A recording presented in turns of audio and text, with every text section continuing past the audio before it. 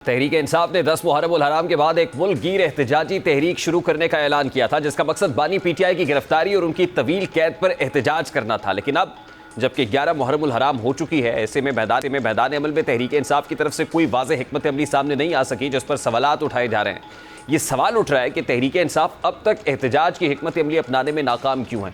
हालांकि बानी पीटीआई की बहन अलीमा खान ने वाज़ेह तौर पर ऐलान किया था कि 10 मुहर्रम के बाद भरपूर तहरीक शुरू की जाएगी और इस सिलसिले में बानी पीटीआई ने जेल से एक मुकम्मल अवामी तहरीक का नक्शा तैयार कर रखा है। इसके साथ साथ केपी के वज़ीर आला अली अमीन गंडापुर और सूबाई सदर जुनैद अकबर ने भी ऐलान किया था कि खैबर पख्तूनख्वा हुकूमत एहतजाजी तहरीक का हर सतह पर साथ देगी। लेकिन 11 मुहर्रम तक एहतजाज का वाज़ेह लाएमल सामने ना आया।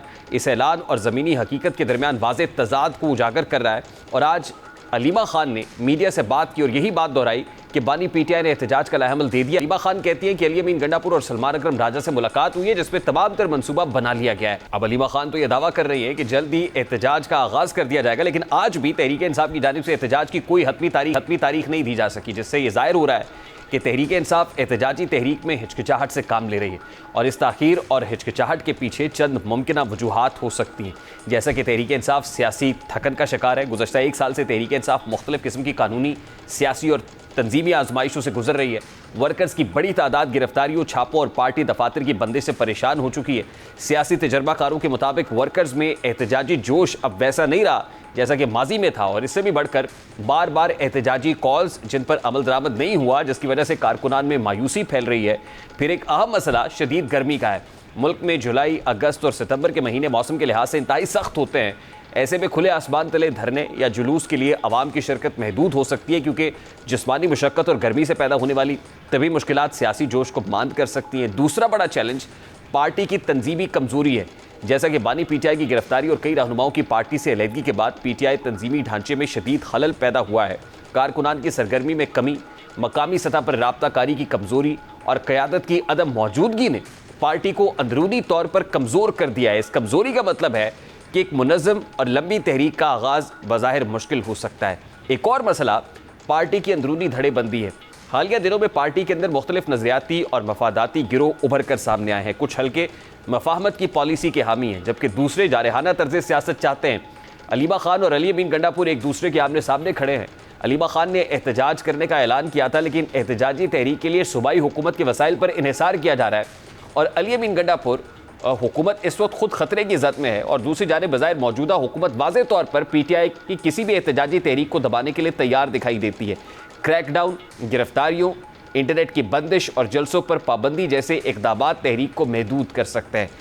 मजमूई तौर पर देखा जाए तो अवामी जज्बात बाज़ हलकों में पीटीआई के हक़ में हो सकते हैं, लेकिन इन 4 बड़े अवामिल शदीद गर्मी, तंजीमी कमज़ोरी, अंदरूनी इख्तलाफात और रियासती मज़ाहमत की मौजूदगी में तहरीक की कामयाबी के इम्कानात कम नज़र आते हैं। अब इन तमाम अवामिल के बावजूद तहरीक इंसाफ का ये कहना कि एहतजाज किसी भी वक्त शुरू हो सकता है। तर्जुमान शेख वकास अकरम ने एक हालिया इंटरव्यू में कहा कि ताख़ीर की बुनियादी वजह मुहर्रम के एहतराम के अलावा मुशावरत और तंजीमी तैयारी है। पार्टी की कोशिश है कि एहतजाज मुनज़्ज़म हो, गैर तशद्दुद आमेज़ हो और हर हल्के में एक मरबूत निज़ाम के तहत चलाया जाए। इनके मुताबिक एहतजाज सिर्फ किसी मखसूस शहर या मकाम पर महदूद नहीं होगा, बल्कि पूरे मुल्क में एक ही वक्त में बैक वक्त मुजाहरे किए जाएंगे ताकि रियासत पर दबाव डाला जा सके। अब अगर पार्टी इस हफ्ते के अंदर एहतजाज शुरू करने में कामयाब हो जाती है तो ये इसके लिए सियासी तौर पर फ़ायदेमंद हो सकता है। दूसरी तरफ अगर ताख़ीर का सिलसिला मज़ीद बढ़ता है तो न सिर्फ पार्टी की अंदरूनी नज़्म व ज़ब्त पर सवाल उठेंगे, बल्कि अवाम में मायूसी की लहर को भी फ़रोग़ मिलेगा। पार्टी वर्कर्स पहले ही सवाल कर रहे हैं कि एहतजाज होगा कब, और अगर क़यादत जल्द इन सवालात का अमली जवाब नहीं दे सकी तो पार्टी की साख को मज़ीद धचका लग सकता है और इस्टेब्लिशमेंट के साथ पार्टी का तनाव मज़ीद बढ़ सकता है। ऐसे में तहरीक इंसाफ का ये दावा कि हुकूमत एहतजाज से खाइफ होकर तहरीक इंसाफ को मुज़ाकरात की दावत दे रही है और अगर तहरीक इंसाफ एहतजाज की कॉल देती है और एक बार फिर अपने मतलूबा मकासद को हासिल करने में नाकाम रहती है तो इस सूबे में वो मुज़ाकरात के ज़ाहिर तबाह अपने ऊपर बंद कर सकती है। प्रोविंस के अंदर अली अमीन गंडापुर की हुकूमत खतरे की जद में आ सकती है। इस वक्त शौकत यूसुफजई साहब पाकिस्तान तहरीक इंसाफ के सीनियर रहनुमा, उन्होंने हमें ज्वाइन किया। अस्सलाम वालेकुम शौकत यूसुफजई साहब, बहुत बहुत शुक्रिया आपके वक्त के लिए। तहरीक इंसाफ की जानिब से 10 मुहर्रम के बाद एहतजाज का इंदिया दिया जा रहा था। यौम आशूर गुजर चुका, पाकिस्तान तहरीक इंसाफ अभी भी एहतजाज की तारीख नहीं दे पाई है, तो क्या एक्सपेक्ट किया जाए कि किसी भी वक्त एहतजाजी तहरीक का ऐलान कर दिया जाएगा? बिस्मिल्लाहिर्रहमानिर्रहीम, बहुत शुक्रिया। देखें, ज़ाहिर है ये बहुत बड़ी तहरीक है और एक ऐसे मोड़ के ऊपर है कि जो अदालतों से एक्सपेक्टेशंस थी वो भी ख़त्म होती जा रही हैं। जो कानून, इंसाफ, ह्यूमन राइट्स, ये सारी चीज़ें वायलेट होती दिखाई दे रही हैं और नापैद होती दिखाई दे रही हैं। तो रास्ता क्या बचा है? पॉलिटिकल लोग कोशिश करते हैं कि मुज़ाकरात हो जाएं और मुज़ाकरात के रास्ते मसाइल हल हों, लेकिन इस हुकूमत से ये तवक्को भी नहीं है कि इनके पास मुज़ाकरात के लिए कोई ऑप्शन मौजूद है या इनके पास कोई इख्तियार मौजूद है कि इनके साथ मुज़ाकरात करके कोई रास्ता निकाला जाए। तो आखिरी ऑप्शन यही रह जाता है कि तहरीक। तो देखिए अब ये तो जो मुक़्तदिर हल्के हैं, एक तो उनको भी देखना पड़ेगा कि क्या इस वक़्त जो तहरीक चलेगी और जिससे पाकिस्तान हर हर हर शहर के अंदर एहतजाज हो सकता है, तो क्या इससे मुल्क आगे बढ़ सकता है? क्या ये मुल्क ऐसा चल सकता है? अगर नहीं है तो इसका हल क्या है? उनको भी सोचना चाहिए। लेकिन दूसरी तरफ तहरीक वो इस दफ़ा बड़ी कैलकुलेटेड और हिकमत अमली के साथ आना चाहती है और जितनी भी लीडरशिप है वो सब एक पेज पर होंगी और एक ही लाएअमल होगा और उस लाएअमल पे सारे अमल जी, करेंगे। ये तो देखना इस पड़ेगा कि एक लाएमल होता है, कंसेंसस होता है इस डिसीजन के अंदर भी नहीं, क्योंकि अभी तक तो हमने देखा कि अलीमा बीबी ये कह रही है कि एहतजाज का रास्ता अपनाया जाएगा, लेकिन जो पाकिस्तान तहरीक-ए-इंसाफ की चेयरपर्सन है बैरिस्टर गौहर, वो ये कहते हैं मुज़ाकरात होंगे, मुज़ाकरात के ज़रिए से रास्ता निकालेंगे। तो अभी तक तो डिवाइड नज़र आ रही है। देखना ये है कि कंसेंसस डिसीजन होता है या नहीं होता। लेकिन उसके साथ साथ इंपॉर्टेंट चीज़ ये है कि क्या जो पाकिस्तान तहरीक-ए-इंसाफ की केपी गवर्नमेंट है, जो ऑलरेडी बड़ी डिसाइसिव पोजीशन पे खड़ी हुई है, हुकूमत गिर भी सकती है, ऐसे में अली अमीन गंडापुर मुतहम्मिल हो सकते हैं कि एक एहतजाजी तहरीक को लीड करें या लेके चलें? क्या आपने 2 बातें कही ना, एक तो केपी गवर्नमेंट के हवाले से बात की, दूसरा आपने कहा कि एक पेज पर नहीं होंगे, ऐसी बात नहीं है। ये जो मुज़ाकरात की बात है, बिल्कुल हमारे जो पीटीआई में एक एलिमेंट्स या कुछ लोग ऐसे हैं जो मुज़ाकरात चाहते हैं। आपने देखा होगा कि हमारे जो पंजाब की मेन लीडरशिप है जो इस वक़्त जेल में है, उनकी तरफ से भी आया है कि जी मुज़ाकरात होने चाहिए। तो मुज़ाकरात से तो कभी इनकार नहीं किया है, लेकिन मुज़ाकरात होते दिखाई नहीं दे रहे हैं। लोग देखिए अभी इस वक़्त फ्रस्ट्रेशन है, इस वक़्त जो वर्कर्स हैं वो बहुत ज़्यादा उनके अंदर गम और गुस्सा है। वो जो लीडर कहते हैं कि जी हम मुज़ाकरात की बात करते हैं तो कोई उनको अहमियत नहीं दे रहे हैं इस चीज़ को। वो कहते हैं जी आप क्या मुज़ाकरात अगर हो रहे हैं तो बता दें कहाँ हो रहे हैं, कैसे हो रहे हैं, नहीं हो रहे हैं तो आ जाएँ एहतजाज करें। तो अब मेरे ख़्याल से जो इस वक़्त हिकमत अमली बन रही है वो ये कि पहले से मुख्तलिफ होगी और हर लीडर को अपना एक काम रिस्पॉन्सिबिलिटी मिलेगी और पहले की तरह ये नहीं होगा कि वर्कर पहुंच जाए और लीडर ना हो। हर हर जगह लीडर मौजूद होंगे, डिसीजन लेंगे। जहां तक आपने कहा कि अली अमीन गंडापुर साहब देखें, उनको कोई खौफ नहीं है। वो एक इमरान खान के सिपाही हैं, वर्कर हैं, भी कर रहे हैं तो इमरान खान के कहने पे कर रहे हैं। ठीक, लेकिन उनको शौकत यूसुफ साहब, तहरीक चलाने का फैसला किसने करना है? वो अलीमा बीबी ने करना है, वो गंडापुर साहब ने करना है, बैरिस्टर गौहर ने करना है? ये फैसला कौन करेगा सर?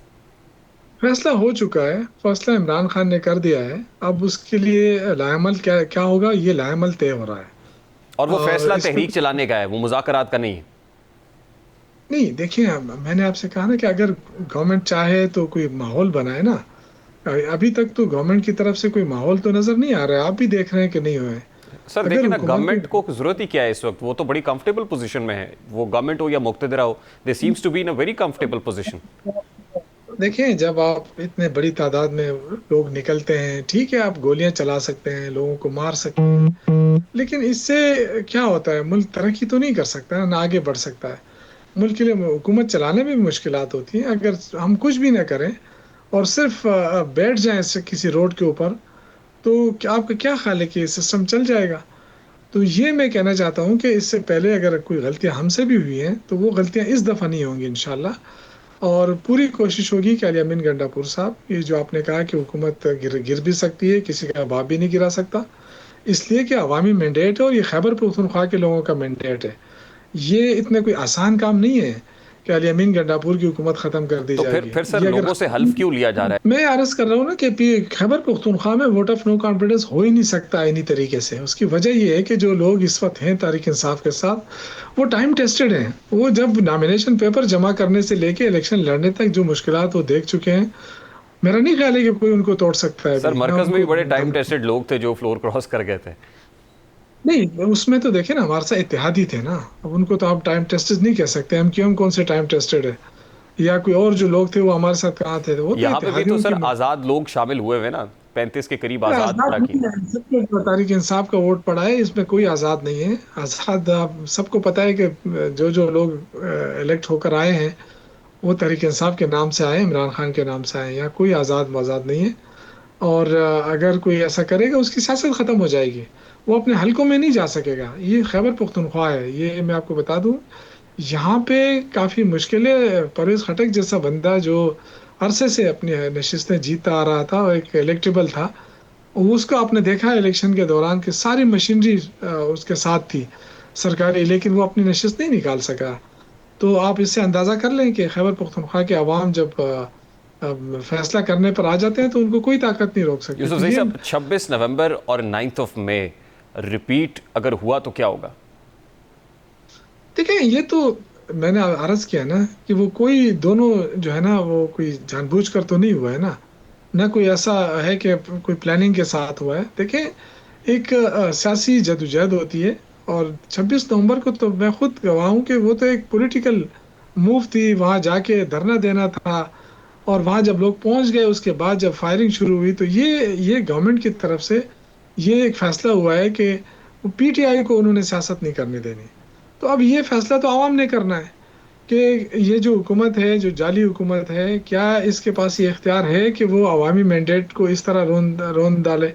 जो खुद कहते थे कि जी वोट को इज्जत दो, आज खाकान अब्बासी क्या कह रहा है, आज जुबैर साहब क्या कह रहा है, उनकी बात भी सुन लेना। क्या वो पीएमएलएन के लोग नहीं थे? तो मुफ्ता इस्माइल क्या कह रहा है? बहुत सारे ऐसे लोग हैं जो इख्तिलाफ रखते हैं, वो ये कहते हैं कि पाकिस्तान में ह्यूमन राइट्स और जमहूरियत सबका कबाड़ा कर दिया इन्होंने, सिर्फ अपने इक़्तिदार बचाने के लिए। इस वक्त देखें ना, मईशत गिरती जा रही है, ये कह रहे हैं मईशत बेहतर बेहतर हो गई है।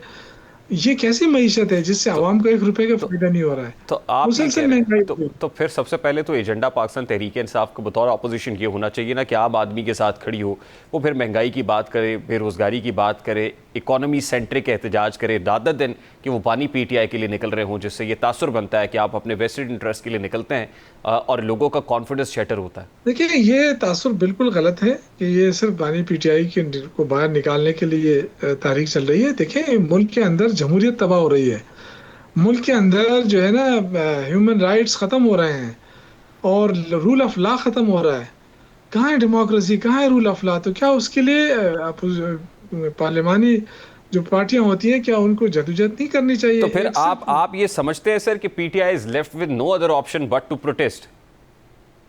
मेरे ख्याल से तो इस वक्त और कोई ऑप्शन नजर नहीं आ रहा है। हमारी ख्वाहिश है कि एक फ्रूटफुल मुज़ाकरात हों, लेकिन मुझे ये फ्रूटफुल मुज़ाकरात होते हुए नजर नहीं आ रहे। यही ऑप्शन है अब, और इसी के साथ चलना होगा। ठीक। और चाहे हुकूमत गोली बरसाए, डंडे बरसाए, जो भी करे, लेकिन इस तरफ से कोई गैर पार्लिमानी हरकत नहीं होगी। तहरीक इंसाफ ने फैसला किया है कि इस वक्त पुरअमन एहतजाज होगा, ठीक, वेरी क्विक, चाहिए। वेरी क्विकली सर, अच्छा ना होता कि आप ऑपोजिशन को भी साथ मिलाते और ग्रैंड अलायंस बन जाता, मौलाना फजल रहमान की पार्टी साथ होती, लेकिन पीटीआई वो भी मौसर अंदाज में नहीं कर सकी, जिसका नुकसान तो उठाना पड़ेगा। देखिए, इस वक्त जो जुल्म ज्यादती हो रही है, जो फस्तायत हो रही है, बहुत सारे लोगों को डरा दिया है। तो जाहिर है उनका अपने अपने एजेंडा होता है, अपना अपना। और फिर मौलाना साहब की अपनी नशिस्त आप देखें कि वो मांगी तांगी नशिस्त है ना, वो भी तो फॉर्म 47 की नशिस्त है। अपनी नशिस्त तो वो हार चुके थे। तो इस तरह बहुत मुश्किल हो वो जाता है आपके ना बारे फिर। में ये कहते हैं, वो आपके बारे जी, में कहते हैं सुबाई हुकूमत मैंडेट नहीं है, जाली मैंडेट के जरिए से आई। मकसद हर किसी ये नहीं है, वो कहें बेशक कहें, लेकिन सबको पता है कि आप हमारे साथ क्या हुआ है। ठीक है, बहुत बहुत शुक्रिया शौकत यूसुफ जई साहब आपके वक्त के लिए। अभी एक ब्रेक लेंगे और ब्रेक के बाद जब वापस आएंगे तो पंजाब असम्बली में स्पीकर पंजाब असम्बली मलिक अहमद खान ने पाकिस्तान तहरीक इंसाफ के 26 अरकान की नाअहली का रेफरेंस जो इलेक्शन कमीशन ऑफ पाकिस्तान को भेजने का फैसला किया